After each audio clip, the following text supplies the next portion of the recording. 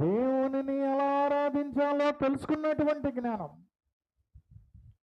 దేవునిని ఎలా, ఆయన తత్వం ఏంటి, ఆయన ఉద్దేశం ఏంటి, ఆయన ఆలోచన ఏంటి, ఆయన ఉద్దేశం ఏంటో తెలుసుకునేటువంటి జ్ఞానం. ఏంటి ఆయన ఉద్దేశం, ఆయన యొక్క తత్వం ఏంటి, ఆయన జీవన విధానము ఏంటి,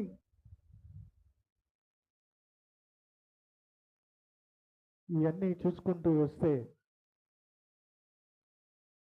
మీరు ఎవరైతే నన్ను కనుగొంటారో, కనుగొన్న వాడికి ఏమవుతుంది, అది జీవం. ఎలా కనుగొనాలి, ఆయనను ఎలా వెతకాలి, జ్ఞానము కావాలి.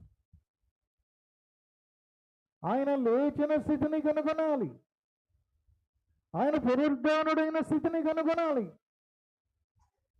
అది కనుగొనలేక చాలామంది ఏడుస్తూ ఉన్నారు.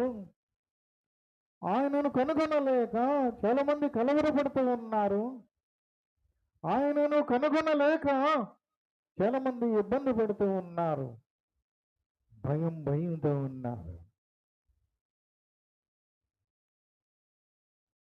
అయితే పిల్లలారా, ఆయనను కనుగొంటే ఏమి జరుగుతుందో ఇక్కడ తెలియజేశాడు. నీకు కలిగిన పరలోకమును బట్టి సంతోషం, పరలోకమును బట్టి సంతోషం.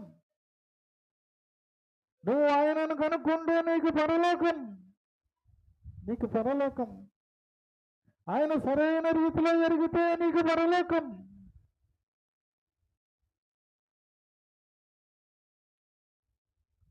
ఇక్కడ మహాజ్ఞాని చెప్పినటువంటి మాట ఆలోచింపచేస్తూ ఉంది. చూడండి, పరలోకములో ఎవరిని చూచానని చెప్తున్నాడు.